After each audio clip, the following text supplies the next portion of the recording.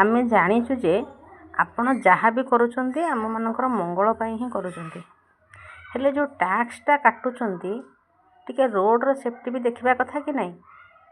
ରୋଡ଼ର ବର୍ତ୍ତମାନ ଯେଉଁ ଅବସ୍ଥା ଅଛି ଆପଣ ଟିକେ ପ୍ୟାଚ୍ ପକାଇ ଦେଇକିରି ତାପରେ ଗାଡ଼ି ଚଲାଇବାକୁ କହୁଛନ୍ତି। ସିଏ 2 ମାସ 3 ମାସ ଯାଉନି, ତାପରେ କ'ଣ ହେଉଛି ନା ପୁଣି ପୂର୍ବାବସ୍ଥା ସେ ଫେରି ଆସୁଛି। ଯଦି ଆମ କଟକ ବାଦାମବାଡ଼ିର ଦେଖିବେ ରାସ୍ତା, ସେ ରାସ୍ତା ବି ସେମିତି ଶୋଚନୀୟ ଅବସ୍ଥାରେ ଅଛି। ଆଚ୍ଛା, ରୋଡ଼ ଦ୍ୱାରା ଯେଉଁ ଆକ୍ସିଡେଣ୍ଟ ଗୁଡ଼ାକ ହେଉଛି ତା ପାଇଁକି ସରକାର କେତେ ଦେଉଛନ୍ତି ଫାଇନ୍? କେବେ ବି ତ ଏମିତି ପ୍ରଶ୍ନ ଆପଣଙ୍କ ମନକୁ ଆସିଥିବ ନା। ଆମେ ଭୁଲ କରୁଛୁ, ତା ପାଇଁ ଆମେ ଦଣ୍ଡ ପାଇବା ଠିକ୍। ସରକାର ଯେଉଁ ଭୁଲ ଗୁଡ଼ାକ କରୁଛନ୍ତି ତାକୁ ତ ଆମେ ଅଣଦେଖା କରିପାରିବାନି ନା। ଅଣଦେଖା କରିବା ଉଚିତ କି? ସରକାର ସେଥିପ୍ରତି କେବେ ଦୃଷ୍ଟି ନିକ୍ଷେପ କରିଛନ୍ତି? NH କଥା ଛାଡ଼ନ୍ତୁ, ଯେଉଁଟା ଲଙ୍ଗ୍ ରୁଟ୍ NH ଆମେ ତ ସେଥିରେ ବିଶେଷ ଲୋକ ଯିବା ଆସିବା କରନ୍ତିନି, କିନ୍ତୁ ଯେତିକି ରୁରାଲ୍ ଏରିଆରେ ଯେଉଁ ସବୁ ରୋଡ଼ ଗୁଡ଼ାକ ଅଛି ସେଠି ବି ଆପଣଙ୍କର ଏବେ ବସ୍ ଚାଲିଲାଣି, ଟ୍ରକ୍ ଚାଲିଲାଣି, 4 ଚକିଆ ଯାନ ବେଶୀ ଯାଉଛି, 2 ଚକିଆ ଯାନ ବି ଯାଉଛି। ତ ସେ ରୋଡ଼ ଗୁଡ଼ାକର ମରାମତି ଠିକ୍ ସମୟରେ ହେଇପାରୁନି। ସେଗୁଡ଼ାକ ସରକାରଙ୍କ ଦୃଷ୍ଟିଗୋଚରକୁ ଆସିନି କେବେ।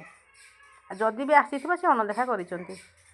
ତା ଦେହରେ ଯେଉଁ ଆକ୍ସିଡେଣ୍ଟ ହେଇକିରି ଯେଉଁ ମଣିଷମାନଙ୍କର ଜୀବନ ଯାଉଛି ତା ପାଇଁକି ଦାୟୀ କିଏ ହେବ? ସେ ଫାଇନ୍ କିଏ ଦେବ? ତେଣୁ ଯାହା ବି କରୁଛନ୍ତି ଜନସାଧାରଣଙ୍କର ହିତ ନିମନ୍ତେ କରନ୍ତୁ। ଚାଲାଣ କାଟନ୍ତୁ, ଯେକୌଣସି ଭୁଲ ହେଉଛି ତା ପାଇଁକି ଯେଉଁ ଦଣ୍ଡବିଧାନ ଅଛି ସେ ଦଣ୍ଡବିଧାନ ବି ଲୋକମାନେ ପାଇଲେ ନିଜେ ନିଜକୁ ସୁରକ୍ଷା ଦେଇପାରିବେ। ଆଉ ସେଇଭଳିଆ ଭୁଲ ଭାଲ କାମ କିଛି ହେବନି। କିନ୍ତୁ ସରକାରଙ୍କର ଯେତିକି କାମ କରିବାର ଅଛି ସେ କାମ ବି ସୁରୁଖୁରୁରେ ହେବା ଉଚିତ, କାରଣ ତାଙ୍କ ଦ୍ୱାରା ବି ବହୁତ ଲୋକ ଆକ୍ସିଡେଣ୍ଟର ସମ୍ମୁଖୀନ ହେଉଛନ୍ତି।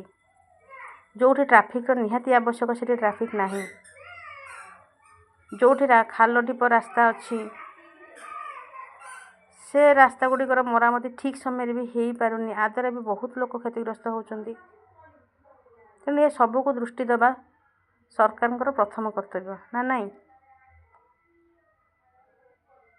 ଯେମିତି ଆଉ କେହି ଜଣେ ବି ଆଙ୍ଗୁଳି ଉଠାଇ କହିପାରିବେନି ଯେ ଆପଣ ଭୁଲ କରୁଛନ୍ତି, ଆମକୁ କାହିଁକି ଠିକ୍ ବାଟ ବତାଉଛନ୍ତି। ମତ ଆପଣଙ୍କର, ସରକାରଙ୍କ ପାଖରେ ଏ କଥା ପହଞ୍ଚିବ କି ନାହିଁ ସେ ଦାୟିତ୍ୱ ବି ଆପଣଙ୍କର। ଆଉ ଯଦି ଆପଣଙ୍କ ମାଧ୍ୟମରେ ବି କିଛି ଏଇଭଳିଆ ସିଚୁଏସନ୍ ଅଛି ତାହେଲେ ତାକୁ ବି ଆପଣ ସରକାରଙ୍କ ଆଖି ଆଗକୁ ନିଅନ୍ତୁ, ସମସ୍ତେ ସୁରକ୍ଷିତ ରୁହନ୍ତୁ।